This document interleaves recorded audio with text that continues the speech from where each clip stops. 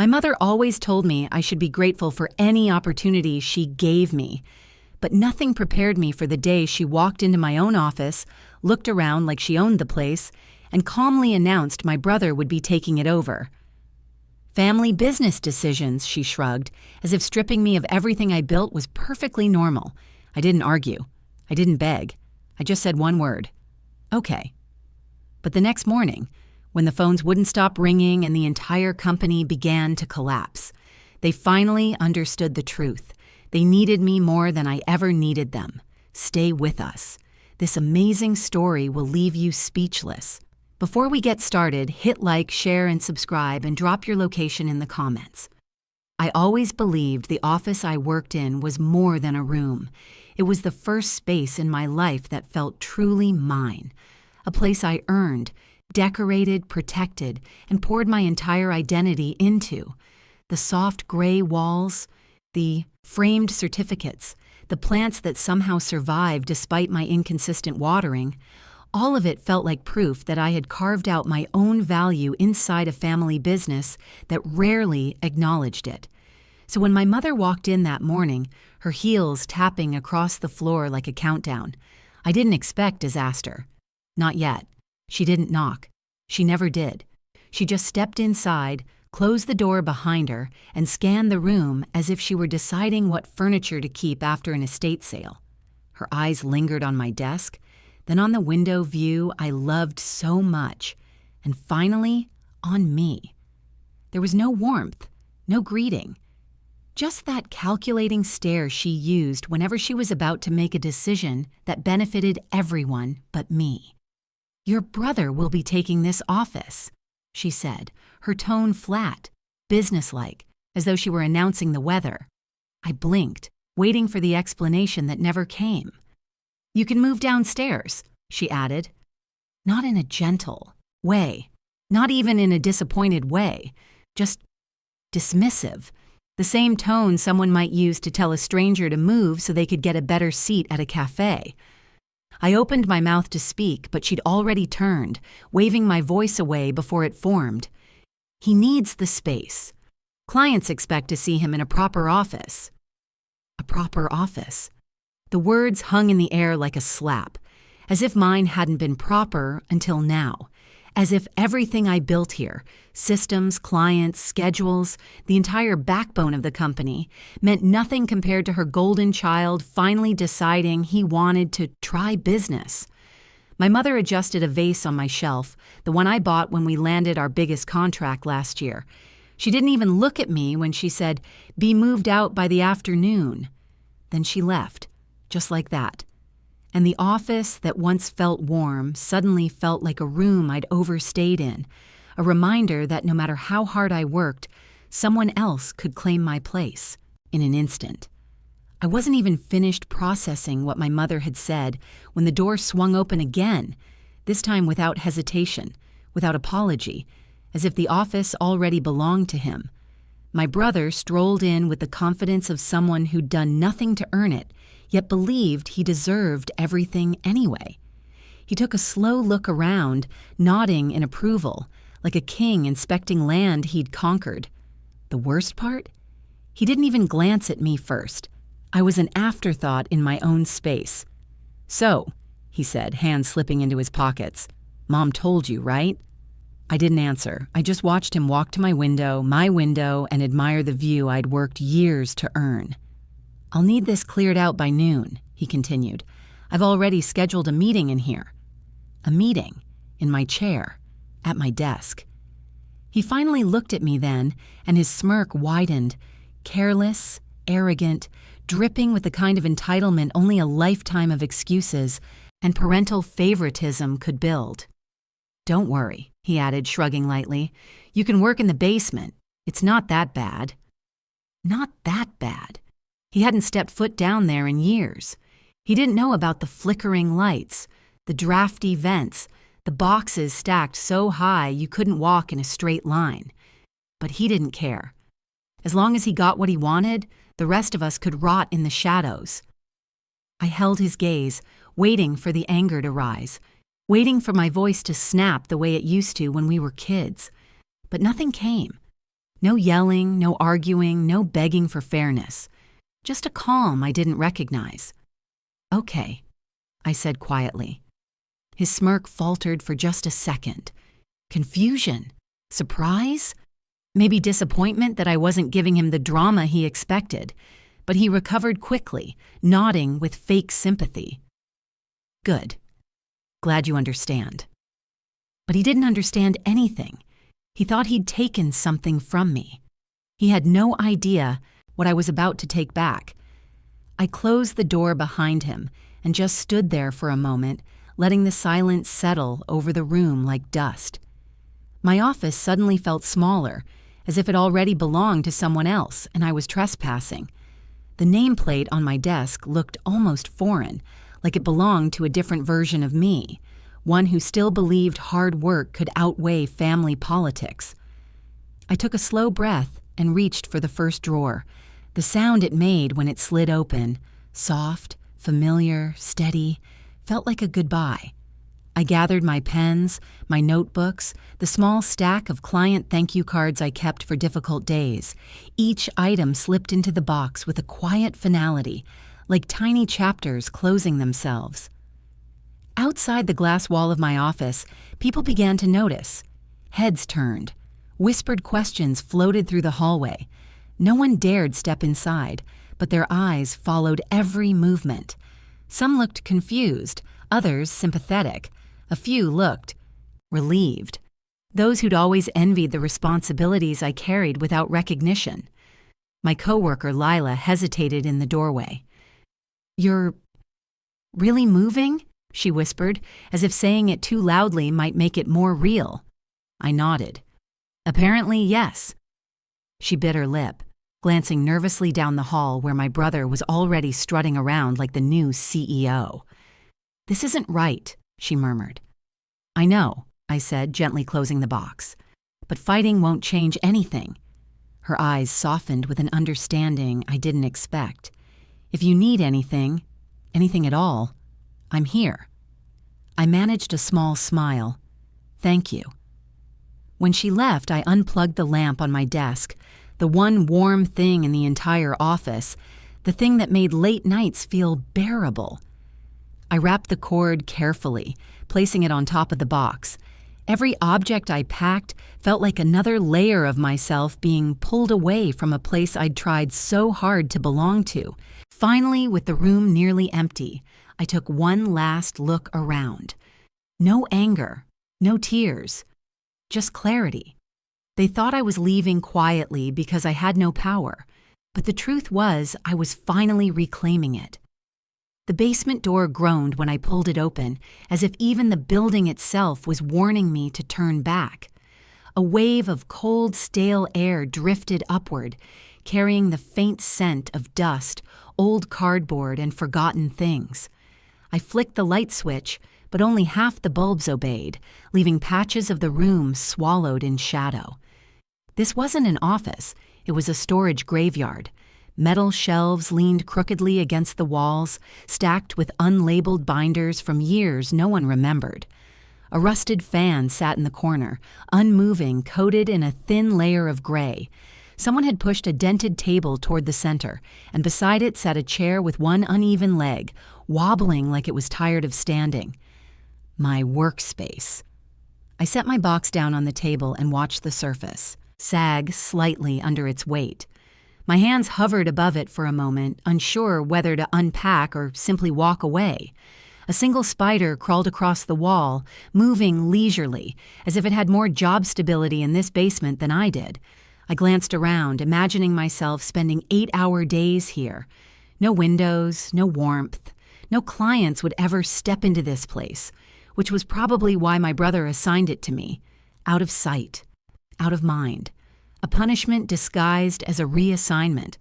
I pulled out the rickety chair and sat, testing it. It rocked to one side, threatening to drop me to the floor. I stood immediately. This wasn't an office. This wasn't even disrespect. This was erasure. They didn't just want to move me. They wanted to bury me. And somewhere in that dim, neglected space, something inside me snapped. Not loudly, but sharply enough that I felt the shift in my bones. I wouldn't sit here. Not now. Not ever. I stood in that dim basement surrounded by dust, shadows, and shelves sagging under the weight of everyone else's abandoned work, and for the first time in years, I let myself truly see my life for what it had become.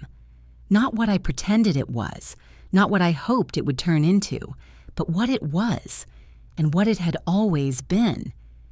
For years, I had been the quiet engine running the entire company.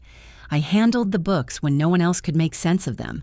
I soothed angry clients when my brother missed deadlines. I stayed late, came early, managed schedules, fixed mistakes, covered for everyone's incompetence. And I did it without expecting applause. I just wanted respect, acknowledgement, basic fairness. Instead, I was rewarded with a basement.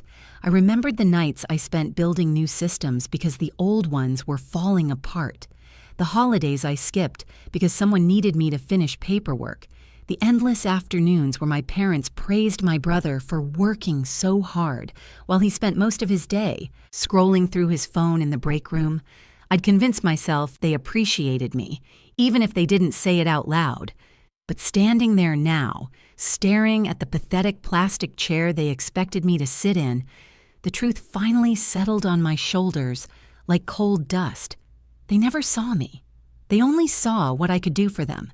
Every sacrifice I made, every hour I poured in, every achievement, I had done it believing that eventually they would treat me like an equal, like someone who mattered. But they didn't hesitate to push me aside the moment my brother wanted something. My breaking point didn't come with shouting or tears. It arrived quietly in the still air of that basement, with one undeniable realization. I wasn't the problem. I was the foundation. And they had just kicked out the only support beam holding their fragile structure together. I picked up my box, lifted my chin, and walked out of the basement without looking back. They wanted me hidden. They were about to learn what losing me really looked like. When I left the basement, it wasn't dramatic. No slammed doors, no heated confrontation, no final speech to make them regret everything. That would have given them too much power, too much proof that they'd gotten to me. Instead, I walked through the halls with the same calm I used on the days I saved the business from collapsing. The difference now was simple. I wasn't saving anything anymore. My coworkers watched me pass with the kind of stunned quiet usually reserved for funerals. Whispers followed, soft and uncertain, like they weren't sure if they were witnessing a resignation or an execution. Lila stepped out of her cubicle, mouth half open as if she wanted to call after me, but she froze, reading something in my expression. Resolve, maybe. Or finality. I didn't stop to explain. I didn't owe explanations anymore. When I reached the main floor, I saw my mother standing by the reception desk laughing at something on her phone, completely unchanged by the chaos she'd just created. She didn't even look up as I walked past her, clutching my box of belongings. My brother, meanwhile, was in my old office, rearranging the shelves like a child decorating a new bedroom. I didn't bother giving him a second glance. Outside, the sunlight hit me harder than I expected. It felt like stepping out of a long, windowless room, bright, overwhelming, startling. I took one slow breath, then another, letting the air clear the last traces of the basement from my lungs. I reached my car, opened the door, and set the box gently on the passenger seat. My keys trembled slightly in my hand, but not from fear. Strength sometimes arrives disguised as shaking, your body adjusting to freedom it hasn't tasted in years.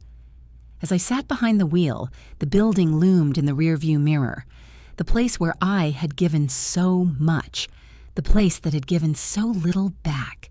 I didn't cry. I didn't look back. I simply turned the ignition and drove away. They thought my silence meant defeat, but silence is where storms gather power. They just didn't know one was already forming. The next morning, I woke up to a kind of peace I hadn't felt in years. Quiet, steady, unburdened. No buzzing phone, no frantic texts from coworkers, no demands disguised as family requests. I brewed coffee slowly, savoring the simple act of choosing my own pace. For the first time in a long time, my day belonged entirely to me. But miles away, inside the building I once kept running like a well-oiled machine, the cracks began splitting open before the doors were even unlocked.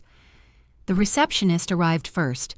She logged in, expecting the usual color-coded schedule I created every morning: appointments, reminders, client preferences, payment notes. Instead, her screen displayed a blank calendar, white and empty as untouched snow.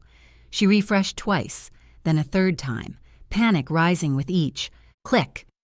By 8:30 a.m., clients began calling, asking for updates on contracts I normally handled. No one knew where the files were stored.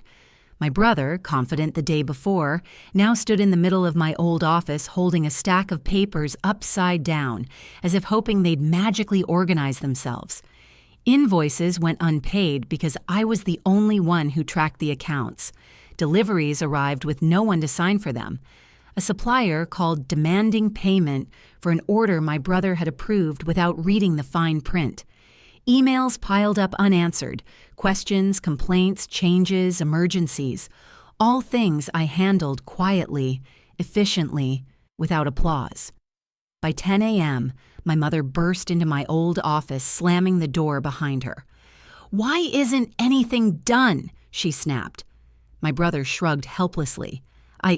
I don't know where she kept everything." "She?" my mother repeated, her voice thinning. "Your sister." They finally said it, the real fear in their voices unmistakable. The engine that ran the entire building wasn't there, and for the first time, they felt the weight of every task I'd lifted from their shoulders. Meanwhile, I took another sip of my coffee, warm and slow, unaware of the storm unraveling in the place I'd left behind, or maybe... Part of me knew exactly what was happening. By noon, the cracks in the company weren't cracks anymore. They were open wounds, bleeding chaos into every corner of the building. It started with one missed deadline, then another, then 3 more stacked like falling dominoes. My brother, who had spent years avoiding responsibility, found himself drowning in it within a matter of hours. The first angry client stormed into the lobby just after lunchtime, waving a folder of paperwork I would have completed days earlier. "Where is she?" he demanded. The receptionist swallowed hard before admitting, "She's not here today." Not here today. Those 4 words echoed through the office like a warning bell. Another client called moments later, then another, their voices sharpened with frustration as they realized no one knew the details of their projects. No one understood the contracts I had spent weeks negotiating. No one could access the notes I kept so meticulously because no one had ever bothered to learn the systems I built.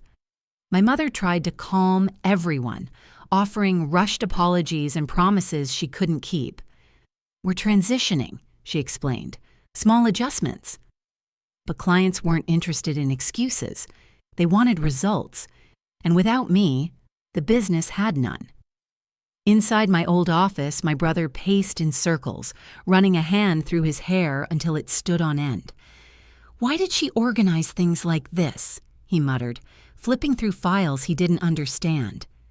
"She organized things perfectly," Lila snapped back from the doorway, her patience gone. "You just never paid attention." He glared at her, but he didn't argue. He couldn't. The truth was everywhere, piled on the desk, ringing from the phones, exploding from emails, unraveling in real time. By 3 p.m., 3 clients had threatened to cancel contracts altogether. 2 demanded refunds. 1 emailed a formal notice of breach. My mother felt the panic settle into her bones. "She handled all of this," she whispered. Not with blame, but with dawning fear, because now she understood the cost of pushing out the only person who knew how to keep the company standing. By late afternoon, the office felt less like a workplace and more like a sinking ship. Papers scattered, phones ringing nonstop, voices rising in overlapping panic. And finally, Inevitably, someone said the words my family had spent years avoiding: call her. My mother stiffened, pride tightening her jaw. But when a longtime client threatened to move all future business elsewhere, she snatched her phone off the desk and dialed my number with shaking hands. The moment the line began to ring, every pair of eyes in the office turned toward her, watching, waiting, hoping. I saw her number appear on my screen, and I let it ring. Not out of revenge, out of peace. Seconds later, my brother tried calling. He didn't bother hiding his desperation. He left 3 rapid-fire voicemails before giving up. The receptionist tried next, then a senior staff member, then another. It was like watching a chain reaction of panic, each call a reminder of the void I'd left behind. But I didn't pick up. My phone buzzed against the kitchen counter where I'd set it earlier, each vibration weaker than the last. I was sitting by the window, sipping afternoon tea, the golden light brushing my shoulders like soft reassurance. The quiet felt earned, deserved, long overdue. My mother tried again. This time her call went straight to voicemail. My brother sent a text: "We need you. Please call back." I stared at the message for a moment, absorbing the shift in tone. No arrogance, no smirk, just raw realization. They weren't contacting me out of love. They weren't reaching out because they finally valued me. They were calling because everything I once held together was falling apart without me. And for the first time, I didn't rush to fix it. By early evening, my phone was a graveyard of missed calls, blinking voicemails and half-formed apologies disguised as questions. But the texts? Those were the real confession. Desperation has a way of leaking through typing patterns, and theirs read like the unraveling of people who finally realized the weight of everything they'd taken for granted. First came my brother. "Where did you keep the vendor contracts? Mom is flipping out." 5 minutes later, "Please answer. We can't find anything." Then a longer message, rushed, frantic, misspelled. "I don't know how you did all this. Can you come back just for today?" The irony wasn't lost on me. Yesterday he was smirking in my chair. Today he was begging for help he didn't deserve. My mother's texts came next, short, clipped, pride leaking through every syllable even as panic softened the edges. "Call me." When I didn't respond, "We need to talk." And then finally, the one message I'd waited years to see, though not under these circumstances: "We can't manage without you." A part of me expected to feel triumphant, vindicated, powerful, but instead I felt something gentler: clarity. Their panic didn't come from love. It came from losing the invisible labor I'd been providing for years. They weren't recognizing my worth. They were recognizing their dependency. I set my phone down again, letting their words fade into the quiet of my apartment. The soft hum of the refrigerator, the distant sound of cars passing outside. These small, ordinary noises felt more comforting than anything my family had said to me in months. Maybe years. I didn't owe them a response. Not tonight. Not anymore. I curled up on the couch, letting the weight of the day dissolve. Their world was collapsing, and for once I wasn't running into the fire to save them. I wasn't stitching together the pieces they'd broken. I wasn't sacrificing my peace to fix their chaos. Instead, I allowed myself to breathe, slow, steady, unburdened. The desperation in their messages wasn't my responsibility. It was the consequence of finally losing the one person they thought would never walk away. By the next morning, the storm I'd left behind had pushed my family past panic and straight into surrender. At 7:12 a.m., my mother sent a message, longer than anything she'd written to me in years. "Come to the office. We need to resolve this, please." The word please didn't soften me, but it did tell me something important. They weren't asking for help. They were begging for rescue. I agreed to meet, not for them, but for closure. I needed to hear the truth spoken out loud in the place that had stolen so much of my energy. When I walked into the conference room, the air felt different, thick, tight, as if the walls themselves were holding their breath. My mother sat at the head of the table, posture stiff, eyes rimmed with exhaustion. My father looked smaller than usual, his hands clasped so tightly, his knuckles paled. My brother kept glancing at the door, as if hoping I wouldn't actually show up. "You left us in a terrible position," my mother began immediately, her tone sharp but cracking at the edges. "Clients are furious, deadlines were missed, systems are falling apart." I sat down calmly. "Yes," I said, "because I was the one managing all of that." My brother scoffed. "You're exaggerating." I opened my bag and pulled out a thick folder, the emergency binder I created years ago, the one no one ever bothered to read. I placed it on the table and slid it toward them. "This is everything I handle daily, alone, without help, without recognition, without support." My father flipped through the pages, the color draining from his face. My mother's jaw slackened slightly as she scanned the checklists. Billing cycles, vendor contacts, client needs, yearly projections. My brother stopped breathing altogether when he saw how many of his tasks I had secretly completed just to keep the company functioning.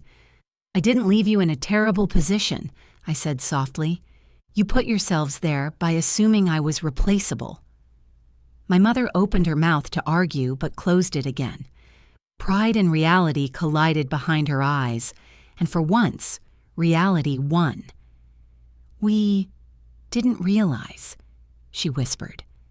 "We thought that I'd always stay," I finished for her, "no matter how you treated me." Silence wrapped around the room, heavy, undeniable. For the first time, they were hearing me. For the first time, I wasn't shrinking to be understood. And for the first time, they understood exactly what they had lost. The room stayed painfully silent after my last words, each of them sitting with the uncomfortable weight of a truth they'd spent years avoiding. My mother shifted in her chair, trying to reclaim authority, but it slipped through her fingers like sand. My brother looked everywhere except at me.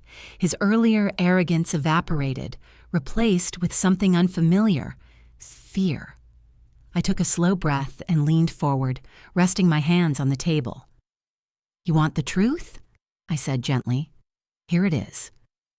I opened the second folder I'd brought, thicker than the first. Inside were printed emails, documented timelines, flagged errors, and records of problems I had quietly fixed. I spread them out like cards in a winning hand.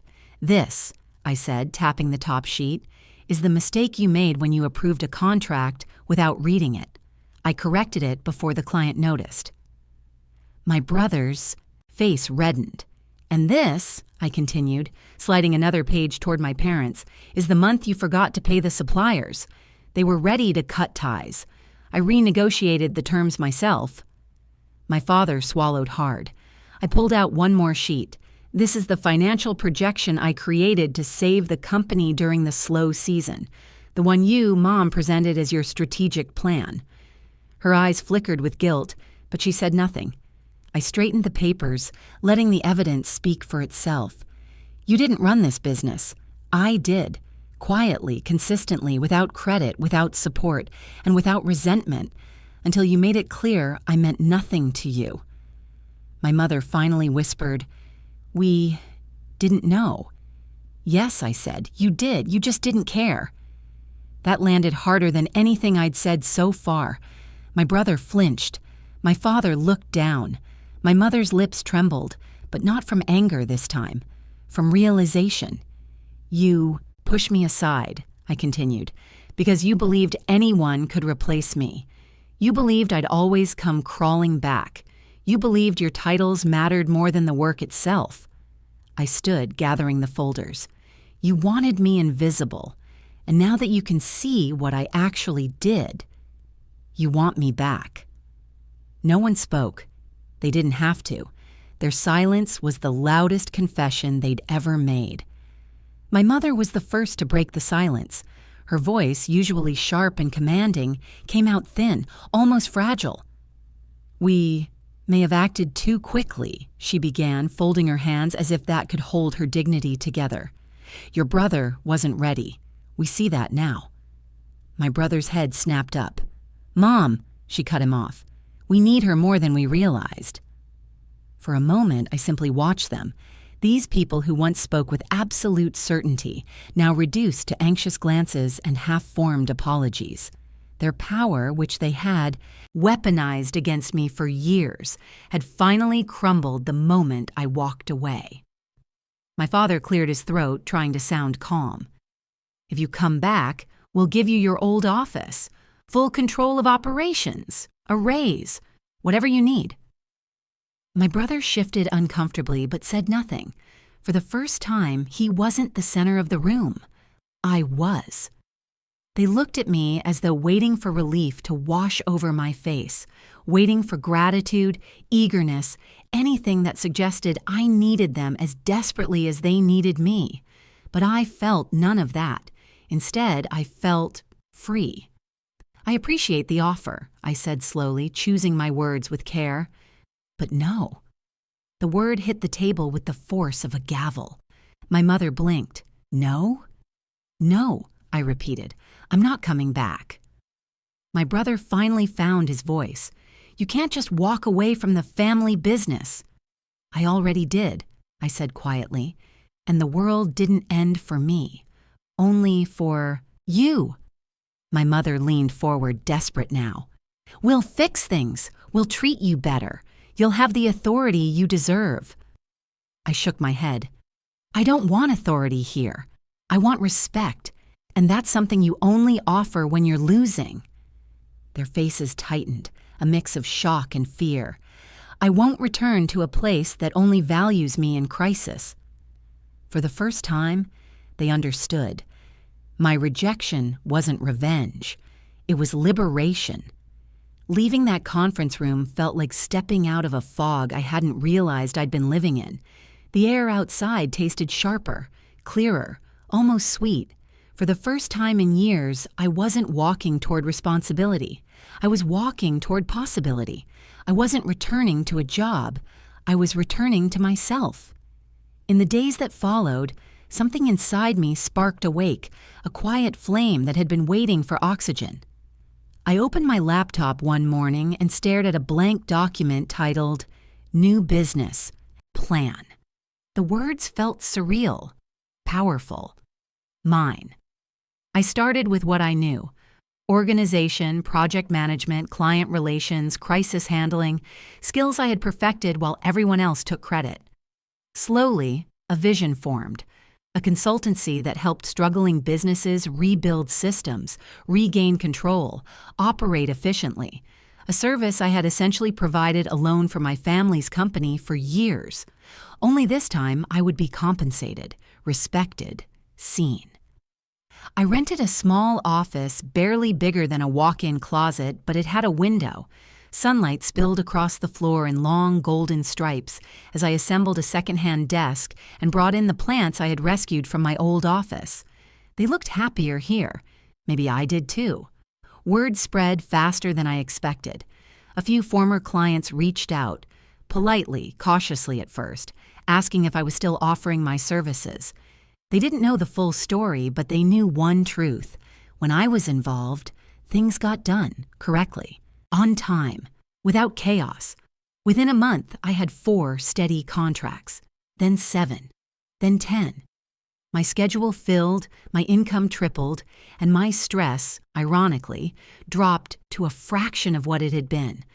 I worked with purpose, clarity, independence. Every choice I made strengthened the business I built with my own hands. Sometimes, late in the evening, I'd glance at the framed copy of my first signed contract hanging above my desk. It wasn't just paperwork, it was proof. Proof that I could build something functional, something stable, something successful without sacrificing myself for others. My company wasn't just thriving, I was thriving. I didn't need validation from the people who once minimized me. I didn't need an office they had taken from me. I had created something better. Something that belonged entirely to me, and that was only the beginning. 6 weeks after launching my company, on a crisp Monday morning, my phone buzzed with an unfamiliar number. I almost ignored it until I recognized the area code, my old company's district. A strange heaviness settled over me as I answered. "Hello?" A pause, then a voice I hadn't expected, my mother. "Camilla, we need to talk." Her tone was different this time. No superiority, no entitlement, just exhaustion woven with something else, humility. "What is it?" I asked, keeping my voice steady. Another pause. "We need your help. The business, it's not recovering the way we hoped. Clients are threatening to leave permanently. Your brother is overwhelmed. Her voice cracked. "We can't manage without you." For a moment, I let the silence stretch, not to punish her, but to choose myself before choosing my response. "I'm not coming back," I finally said. "I know," she whispered. "We're not asking that, but we would like to hire you, officially, as a consultant, whatever your rate is." I closed my eyes. That was the twist I never saw coming. My family, who once dismissed my value, was now asking to pay me for the same work they once took for granted. But it wasn't vindication I felt. It was clarity. "I can help," I said slowly, "but under strict boundaries." "Of course," she replied quickly. "Whatever you need." "I don't report to you," I continued. "I don't work on site, and I won't fix anything your way. If I take this contract, I run my processes, my systems, my standards." My mother swallowed. "Yes," agreed. "And," I added, "I don't negotiate my rates." She didn't even ask the price. Understood. We ended the call with professionalism, not affection, and that was enough, because this time I wasn't stepping back into their world as a daughter desperately seeking approval. I was stepping in as a woman who finally understood her worth.